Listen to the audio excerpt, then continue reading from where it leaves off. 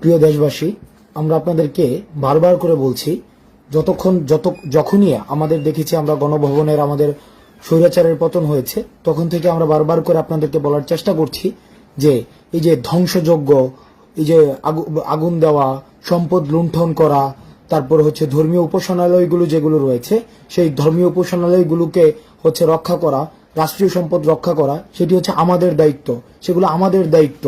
দেখুন, আমরা এই রাষ্ট্রটা গত 16 বছর 17 বছর ধরে আমাদের যে পরিমাণ রাষ্ট্রীয় সম্পদ নষ্ট হয়েছে, 11 লক্ষ কোটি টাকা বিদেশে পাচার হয়েছে, 11 লক্ষ কোটি টাকা বিদেশে পাচার হয়েছে। এখন এই রাষ্ট্রটা যখন আমাদেরকে আবার চালাতে হবে, আমাদের ছাত্র জনতাকে যখন আবার চালাতে হবে, এখন এই রাষ্ট্রের যে সম্পদগুলো রয়েছে, এই সম্পদগুলো হচ্ছে আমাদের সম্পদ, এগুলো হচ্ছে আমাদের রাষ্ট্রের সম্পদ। এই সম্পদগুলোকে রক্ষা করার দায়িত্ব কিন্তু আমাদের। এগুলোকে যদি বিনষ্ট করা হয়, সেগুলোকে সংস্কার করার জন্য আপনার আমার ট্যাক্সের টাকা দিয়েই হচ্ছে কিন্তু সংস্কার করতে হবে।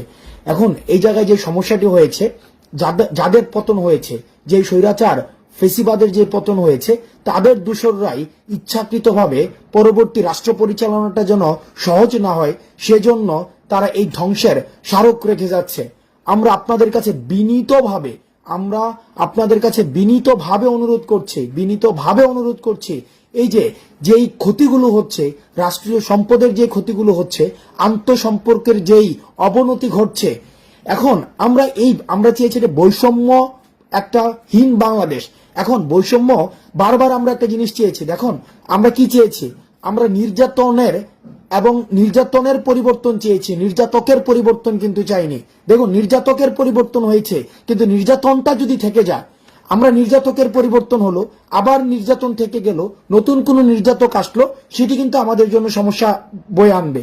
সুতরাং আমাদের নির্যাতকেরও পরিবর্তন হতে হবে, নির্যাতনেরও পরিবর্তন হতে হবে, আমাদের দুইটারই পরিবর্তন লাগবে।